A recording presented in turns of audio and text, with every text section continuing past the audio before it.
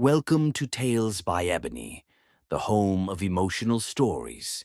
Anita had always believed that love was simple. Not easy, but simple. 3 years was long enough to know a man, she thought.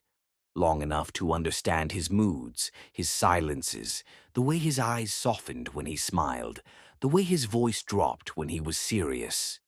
3 years was long enough to trust.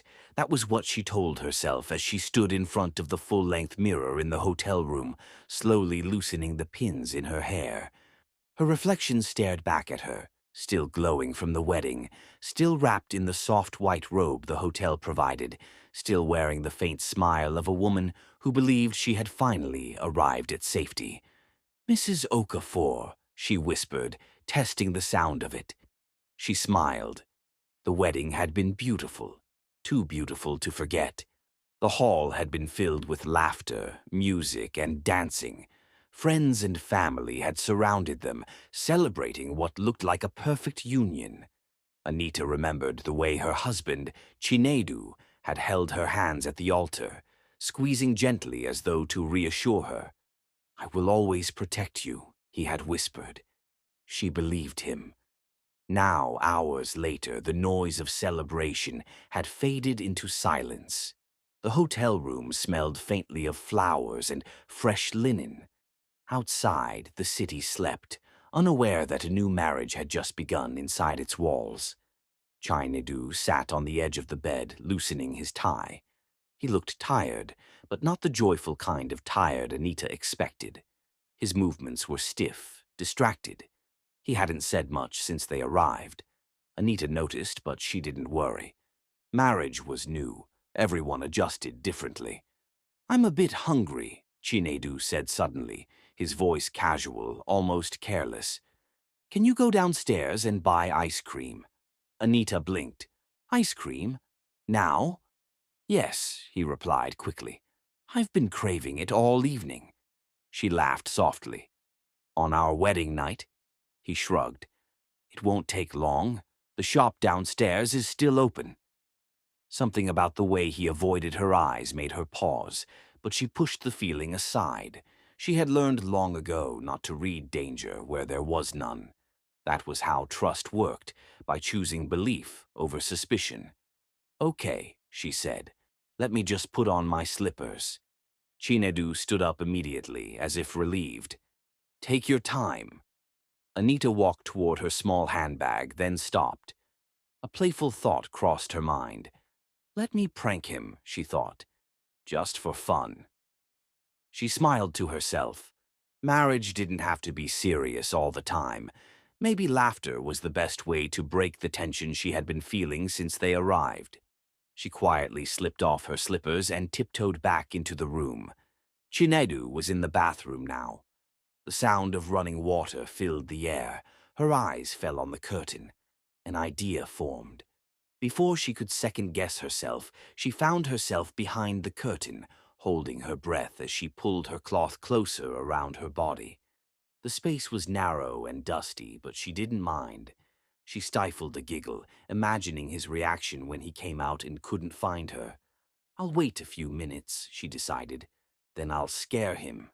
From the curtain, she could see the bathroom door. The water stopped. Her heart beat faster, not from fear, but from excitement. The door opened. Chinedu stepped out. "Anita," he called. She covered her mouth to stop herself from laughing. He looked around the room, then checked the door. "She must have gone already," he muttered. Her smile faded slightly. That was odd. He hadn't even checked properly. Then something happened that froze the laughter in her throat. Chinedu picked up his phone and dialed a number. "Yes," he said quietly. "She's gone." Anita's breath caught. A few seconds passed. Then she heard a knock. Her heart skipped. The door opened. Another voice entered the room, a female voice, a familiar one. Anita's blood ran cold. It was Amaka, her chief bridesmaid, her closest friend, the lady who had helped her choose her wedding dress, the lady who had slept beside her many nights when they were younger, sharing secrets and dreams. Amaka stepped inside and locked the door behind her. Are you sure she won't come back soon? Amaka asked, her voice low but urgent. Chinedu exhaled. I made sure. She won't be back for at least an hour. Anita's hands trembled behind. What is Amaka doing here? Her mind screamed. Amaka moved closer to Chinedu. You promised me this wouldn't happen. Tonight of all nights. I know, he said, but we don't have time. We need to finalize everything. Finalize what? Amaka's voice hardened. You better not be lying to me. If she comes back and finds us. She won't, Chinedu interrupted. Relax. Amaka laughed softly, but there was no warmth in it. Good, because once this is done, there's no going back. Anita's heart pounded so loudly she feared they would hear it. She pressed herself flat against the wall, every sense alert, every nerve screaming danger. What about her property? Amaka asked. Chinedu's reply came without hesitation. That's the whole point. Anita's world cracked. She inherited everything from her father, Chinedu continued. The land, the houses, the accounts. Once she's out of the picture, it all comes to me. Amaka scoffed. Divorce won't be enough. I know. Silence stretched. Then Chinedu said the words that shattered what remained of Anita's reality. She has to die. Anita's body went numb. Die? Amaka inhaled sharply, then laughed again. You really are something else. You wanted this, Chinedu said coldly. You wanted me. You wanted a rich life. I'm giving you both. Anita felt tears slide down her face, soaking into the curtain. The man she married. The friend she trusted, planning her death. On her wedding night. And after she's gone, Amaka said slowly, we marry. People will sympathize with you. The grieving widower. Chinedu nodded. Exactly. And how do we do it? Amaka asked. Anita's heart stopped. Chinedu lowered his voice. There's a substance, colorless, odorless. We inject it into her food or drink slowly, over time. No trace. Doctors will say it's illness. Amaka hummed thoughtfully. Perfect. Behind the curtain, Anita's fingers found her phone. Her hands shook violently, but her mind suddenly became clear. Record everything. She pressed the button, and as the voices above her continued planning her murder, Anita listened, no longer as a wife or a friend, but as a woman who had just discovered the truth. Anita did not move. She did not breathe normally. She did not cry out. She stood still like a corpse that had learned how to listen. Her phone vibrated faintly in her palm as it recorded, and the sound felt like thunder in her ears. She pressed it harder against the wall, terrified the smallest noise would betray her. Above her, two people she had loved most in the world spoke with the calm certainty of executioners. Amaka sat on the bed. Anita could see the edge of her heels swing lazily, back and forth, like a child waiting for something sweet. When do we start? Amaka asked. Not tonight, Chinedu replied. That would be foolish. Let things settle. A few weeks. I'll start slowly. Amaka clicked her tongue. You better not grow a conscience. Chinedu laughed, a sound Anita had once found comforting. Now it scraped her insides raw. I didn't marry her for love, he said. I married her for access. Anita bit her wrist to keep from sobbing. Access. 3 years of memories crashed into her mind at once. Late-night phone calls, prayers they said together, the way he'd held her when she cried over her father's death. Every tender moment rearranged itself into something ugly, something calculated. So, what about her routine? Amaka asked. She's not careless. She trusts me, Chinedu said simply. That's enough. Amaka sighed contentedly. Good. Very good. Anita felt something change inside her then. The fear did not disappear, but it sharpened. It became focused, controlled. She knew one thing with terrifying clarity. If she stayed frozen by fear, she would die. They talked longer. Too long. They discussed doctors, symptoms, timing, even funeral arrangements. Anita recorded everything. Every word felt like poison poured into her ears, but she forced herself to stay still, to stay silent, to stay alive. Finally, Amaka stood. "I should go," she said. "People will wonder." Chinedu nodded. "I'll message you." They moved toward the door. Anita's heart nearly stopped when Chinedu came closer to the window. For one horrifying second, she thought he was about to draw the curtain. Instead, he reached for his shoes. The door opened, then closed. Silence swallowed the room. Anita did not move. 5 minutes passed. 10. Her muscles screamed. Her lungs burned. Still, she waited. Only when she heard the distant elevator ding did she crawl out from her hidden place. She staggered to her feet, her legs barely holding her weight. She quickly dialed Chinedu's number to inform him that she could not buy the ice cream. The room looked the same, but it was not the same room anymore. It was a crime scene. She locked the door and slid down against it, clutching her phone like a lifeline. Her whole body shook as the truth finally broke through the dam she had built. Her marriage was a lie. Her friendship was a lie. Her life was in danger. She pressed stop on the recording and stared at the screen. The proof was there.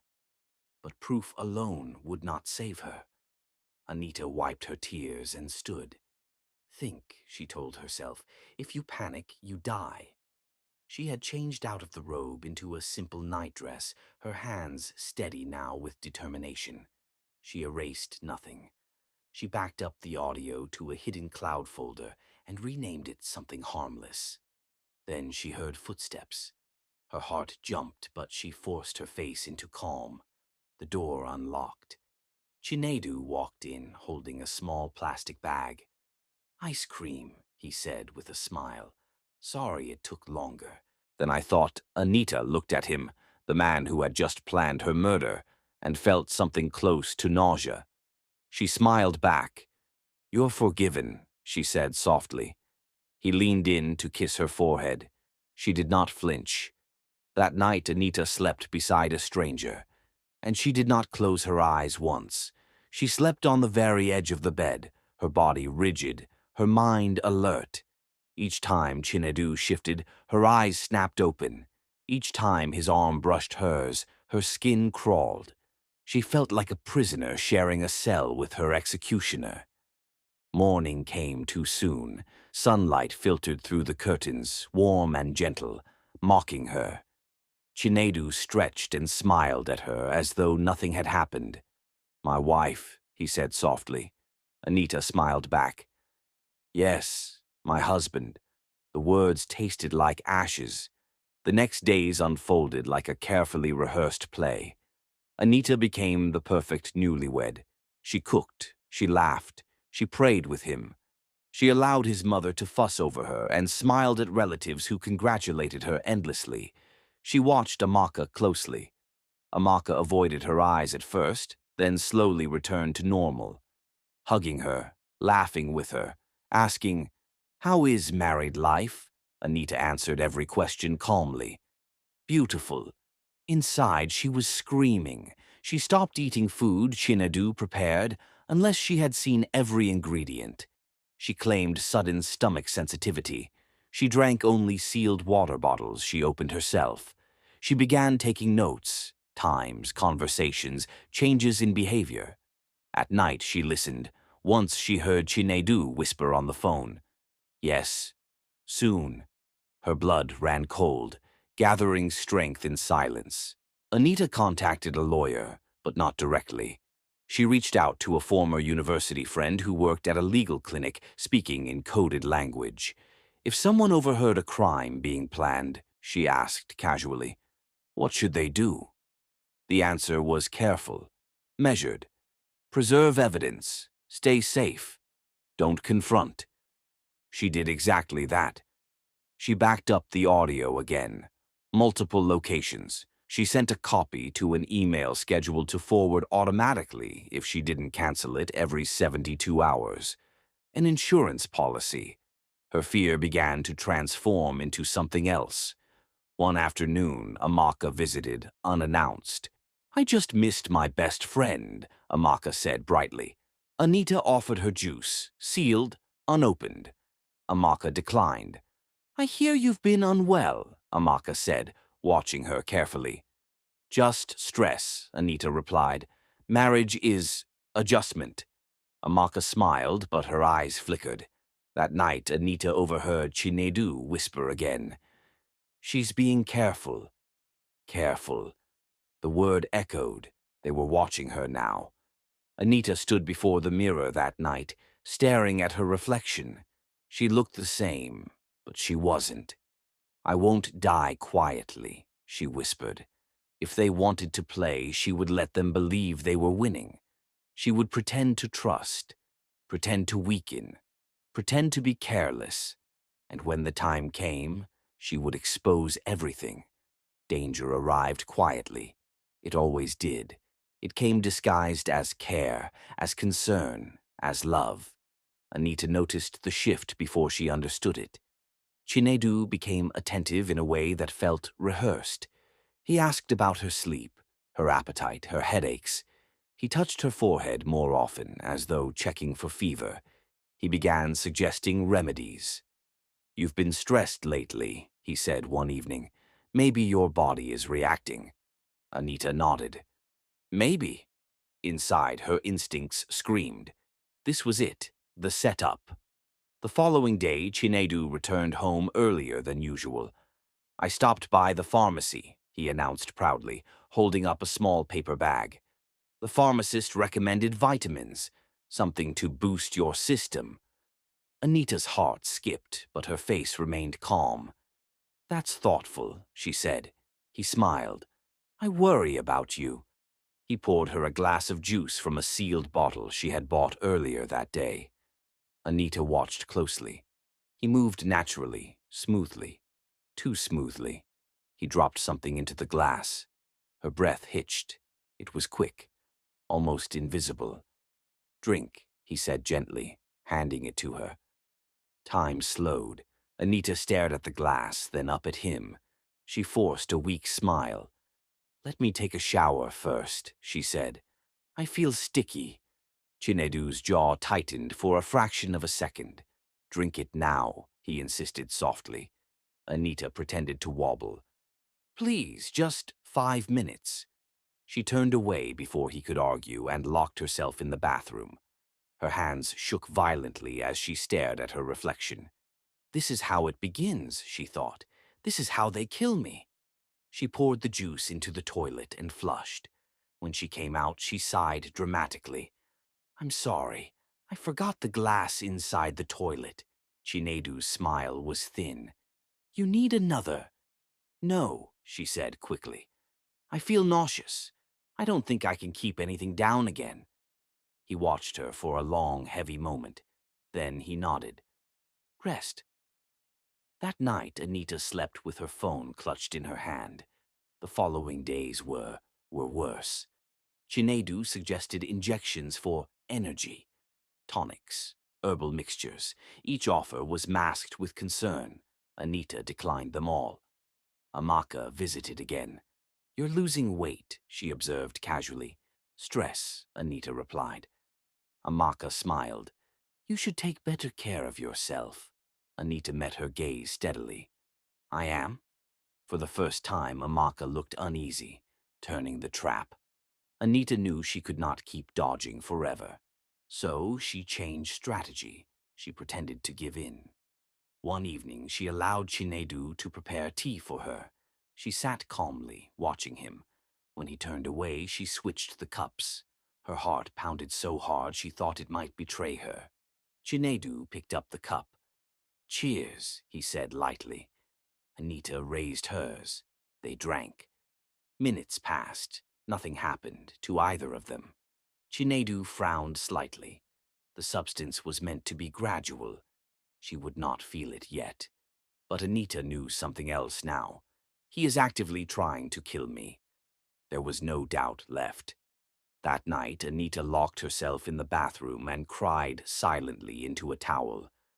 Not for the danger, but for the death of the life she thought she had. The love she mourned was not gone. It had never existed. When she emerged, her tears were gone. So was her hesitation. She began planning her exit, not escape, exposure. Anita stopped pretending to survive. She began preparing to win. The realization settled in quietly one morning as she watched Chinedu tie his shoes. He bent down, concentrating, unaware that the woman standing behind him now saw him with terrifying clarity. Not as a husband, not as a partner, but as a criminal who had miscalculated one thing: her silence. She had given him enough rope. Now she would let the truth tighten it. Anita knew she couldn't do this alone. She reached out to someone who would not betray her. Her uncle, Barrister Namdi, her late father's younger brother, had always been careful, observant, and quietly protective. She invited him over under the guise of a family dinner. When he arrived, she hugged him longer than necessary. "You don't look well," he said immediately. She waited until Chinedu stepped out to take a call. Then she locked the door. Her voice did not shake. "Uncle," she said, "my life is in danger." He stared at her. "What do you mean?" She handed him her phone. "Listen." The recording filled the room. Amaka's voice, Chinedu's voice, the plan, the poison. Barrister Namdi did not interrupt. When it ended, he closed his eyes briefly. "Have you confronted them?" he asked quietly. "No." "Good," he replied. "That's why you're still alive." Everything moved quickly after that. The lawyer contacted law enforcement discreetly. Not arrests, observation, documentation, pattern building. Anita was instructed to continue behaving normally. She was also advised to document every attempt, every drink offered, every injection suggested, every unusual action. Amaka grew impatient. "She's still alive," she hissed during a phone call Anita recorded secretly. "Relax," Chinedu replied. "It's slow." Slow. The word chilled her, but she held steady. One evening, Amaka visited again, this time with a small vial tucked inside her purse. Anita saw it. She pretended not to. When Chinedu stepped into the bathroom, Amaka leaned close. "You trust me, right?" she whispered. Anita nodded, eyes wide, playing her role perfectly. Amaka smiled. "Good." She moved toward the kitchen. Anita followed, her phone recording, her heart pounding. That was when the door opened. Uniforms filled the room. "Amaka Okorie," an officer said calmly. "You're under arrest." Amaka screamed. Chinedu rushed out, confusion turning to panic as he saw the vial fall from Amaka's purse and shatter on the floor. He understood instantly. He turned to Anita. "You—" She met his gaze without fear. "I heard everything," she said quietly. The truth had finally arrived. They denied it at first. Then the recordings played. Every word, every plan. There was nowhere left to hide. As they were led away, Amaka looked back at Anita, hatred burning in her eyes. "You think you've won," she spat. Anita's voice was steady. "I think I've lived." The silence after the arrests was heavier than the fear that had preceded them. Anita sat alone in the same living room where laughter had once lived. The chairs were untouched, the curtains unmoved, yet everything felt hollow. It was strange how quickly a place could lose its meaning when the people inside it were unmasked. She did not cry. Not yet. The case did not explode into public scandal immediately. It moved the way serious justice often did, quietly, carefully, with precision. Forensic tests confirmed the vial contained a slow-acting toxic substance. Phone records matched the audio recordings. Messages were recovered, patterns established. Chinedu broke first. He confessed, not out of remorse, but out of desperation. Amaka remained defiant longer, insisting she had been misunderstood. Come with poison, and friendship does not come with murder plans. They were charged. The marriage was annulled. Anita reclaimed her name. Healing did not come immediately. There were nights Anita woke gasping, convinced she was still under the bed, still listening, still invisible. There were days she stared at her reflection and searched for the woman who had trusted so easily. She mourned things people did not know how to name, the future she had imagined, the children she would never have with him, the friend she thought Amaka was. People told her she was strong. They did not see the trembling. Reclaiming herself, Anita moved, not in shame, but in choice. She returned to her father's house for a while, walking through rooms filled with memories that reminded her who she had been before love tried to end her life. She went to therapy. She learned that survival was not weakness, it was wisdom. She began speaking, first in small circles, then in larger ones, about trust, boundaries, and the danger of ignoring intuition for the sake of love. She did not mention names. She told the truth. Months later, as Anita stood before the mirror again, adjusting her dress for a quiet dinner with friends, she smiled at her reflection. Not because she was healed completely, but because she was whole. She had learned that love was not proven by suffering, nor loyalty by silence. Real love did not require hiding under beds. It did not ask you to disappear. It let you live. As she locked her door that night, Anita paused. She remembered the woman she had been on her wedding night, hopeful, trusting, unafraid. She whispered softly, not in regret, but in gratitude. "You survived." And for the first time since that night, she believed it. The court ruled that intent to murder, conspiracy, and attempted poisoning were proven beyond doubt. Amaka and Chinedu were sentenced to a long prison term. Months into his prison sentence, Chinedu's body began to betray him. What he did not know, what fate quietly reserved for him, was that the glass of juice Anita had exchanged that night had never been harmless. The substance he had dropped meant to destroy her slowly had entered his own body instead. At first, it was small discomforts, fatigue, pain he could not explain. Then came the diagnosis. His kidneys were failing. Doctors tried to intervene, but the damage had already been done. Silent, gradual, irreversible. The same slow death he had planned for Anita had been working inside him all along. Chinedu died behind prison walls long before he could finish serving his sentence. For Amaka, no wealth came, no marriage followed, no celebration waited. In prison, Amaka lived with the same fear she once planned for another woman: locked doors, sleepless nights, and the echo of her own choices. And there, stripped of beauty, influence, and deception, she learned too late that betrayal always demands a price. Anita did not celebrate. She only acknowledged the truth. Justice does not always arrive loudly, but it always remembers. Thanks for viewing. Please remember to like, comment, subscribe, and share.